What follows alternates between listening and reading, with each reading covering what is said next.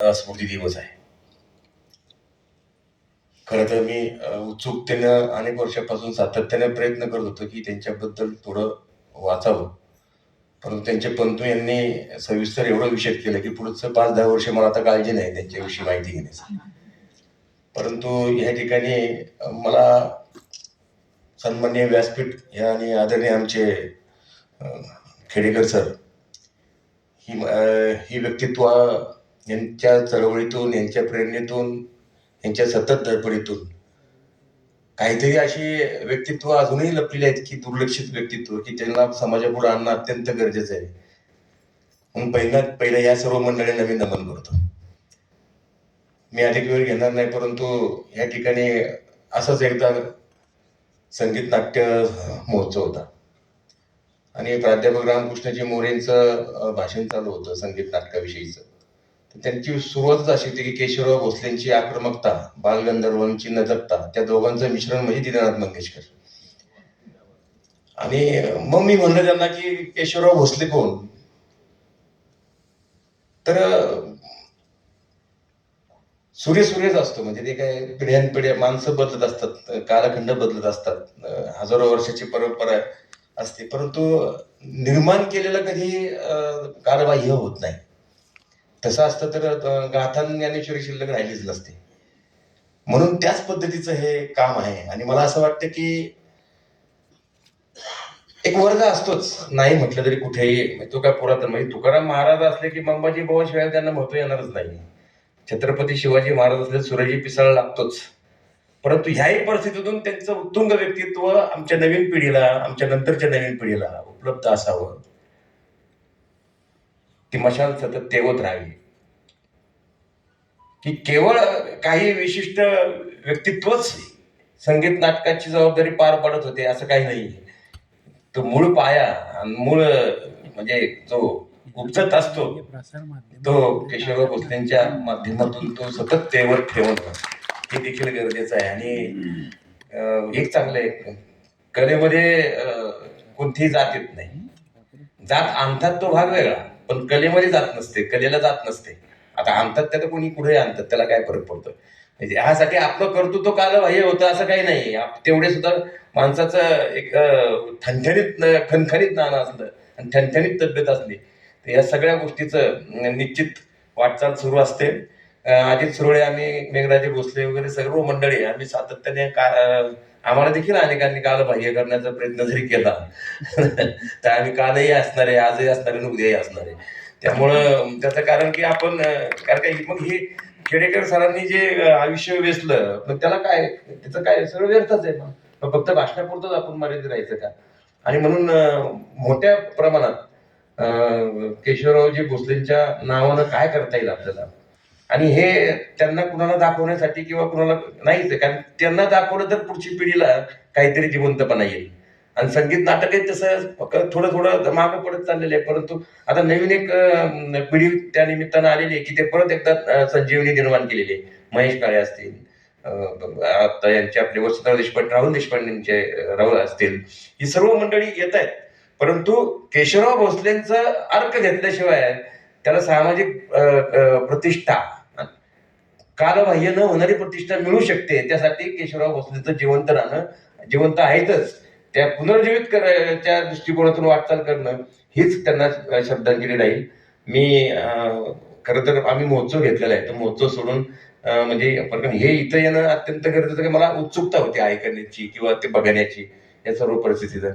आणि काय अजितराव, कोणती चांगली गोष्ट करत असताना गर्दी कमीच असते. ते एकदा नाव रूपाला फळाला आली ना की मग इतके लटकतात त्याला, मग त्या टायमाला तुम्ही कुठेतरी पुढे असताना. त्यामुळं असं काही चिंता करायची नसतं. त्यांनी काय करावं, केशवराव भोसले त्या काळामध्ये किती आव्हानं होती, काय काय आव्हान होतं. पण एकही गट सगळीकडे असतात. राजकारणातले गट आता किती, त्याला पण मर्यादा राहिलेली नाही. पण त्यावेळेस सुद्धा गट होते. एक बालगंधर्वांचं, असं मी नाही म्हणत मी काय अभ्यासक नाही, फार विचारवंत नाही, पण बालगंधर्वांचं एक होतं आणि केशवराव भोसलेंचं जे होतं. पण स्वातंत्र्य चळवळीला मदत म्हणून दोघांनी एकत्र येऊन शो करून त्याची मदत स्वातंत्र्य चळवळीसाठी दिलेली. ती संस्कृती लोप पावत चाललेली, कारण राजकारणाच्या सांस्कृतिक क्षेत्राशी तुटत चाललेली नाळ, त्यामुळे त्यांनी असंवेदनशील होत चाललेली मंडळी आहेत. त्यामुळं ही सर्व पुन्हा एकदा आपण नव्याने सुरुवात करूया.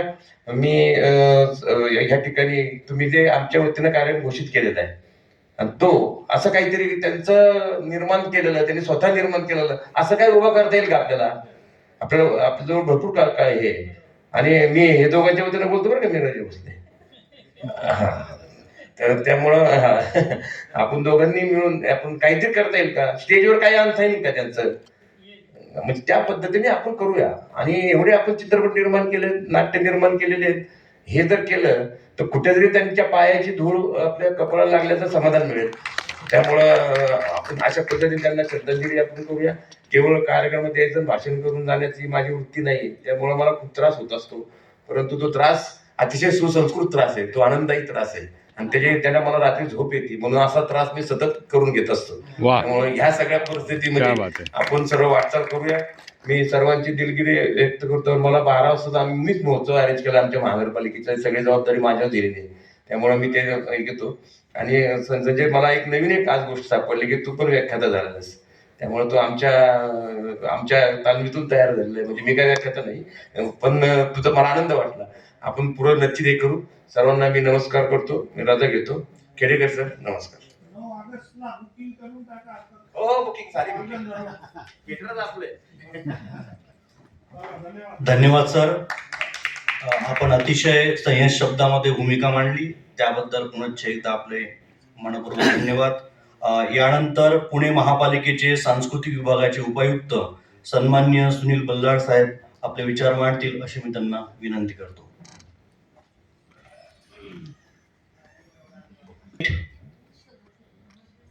या नाट्यगृहामध्ये उपस्थित सर्व सन्माननीय आदरणीय, आज संगीत सूर्य केशवरावजी भोसले साहेबांची जी पुण्यस्मरण दिवस आहे 105वा, त्यानिमित्त शिरोळे साहेब माझ्याकडे आले होते एक दिवस. मी या सांस्कृतिक विभागाचा उपायुक्त म्हणून काम करत होतो पुणे महानगरपालिकेत, आणि त्यांनी ही संकल्पना मांडली.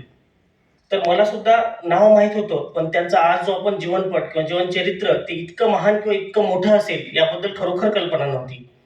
कधीतरी लोकराज्य मासिकामध्ये एकदा त्यांचा विशेषांक छापून आला होता, तो 8वी 9वी 10वीत असताना मी वाचलेला होता.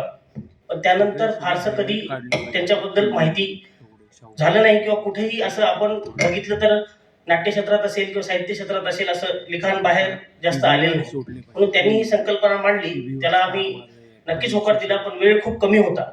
नाहीतर माझं त्यांच्याशी असं बोलणं झालं होतं की आपण एखादा महोत्सव घेऊ, आपण 1-2 दिवसाचा 3 दिवसाचा. पण मला वाटतं निश्चितच आज पुण्यतिथीच्या वेळेस नाही, पण जयंतीच्या वेळेस तसा उत्सव महानगरपालिका आणि तुमची संस्था मिळून आपण घेऊ शकतो, आणि ती खऱ्या अर्थाने त्यांना आपली श्रद्धांजली असेल. दुसरं असं की त्यांनी मला काल सांगितलं होतं की खेडेकर साहेब येणार आहेत. मी स्टेजवर आले सगळं बघितलं, म्हणलं सर आले नाही, कारण आणि मग नंतर बघितलं, मग एकदम मला कसं तरी झालं. कारण सिंदखेड राजाच्या मातृतीर्थावर आम्ही लाखोच्या संख्येत साहेबांना वरती बोलताना बघितलेलं आहे. कधी मी स्टेजवर आणि ती खाली अशी कल्पनाच केली नव्हती. पण आज तो दिवस आला. सर खरोखर म्हणजे आपले विचार ऐकून आम्ही पण खूप दिवसापासनं आपलं काम करतोय. आणि इथे मी एकच सांगेन की सांस्कृतिक विभाग आता माझ्याकडे राहिलेला नाहीये, परंतु जो कोणी उपायुक्त असतील तर पुढच्या जयंतीच्या वेळेस 1-3 दिवसाच्या महोत्सवाचं आपण आयोजन करूयात. आणि जसं आता साहेबांनी म्हटलं की ते आयोजन म्हणजे त्यांनी केलेल्या कलाकृती किंवा त्यांच्या ज्या कलाकृती आहेत त्या कशा पद्धतीने सादर करता येतील हे आपण निश्चितच महानगरपालिकाने आपल्यासोबत करूयात. धन्यवाद.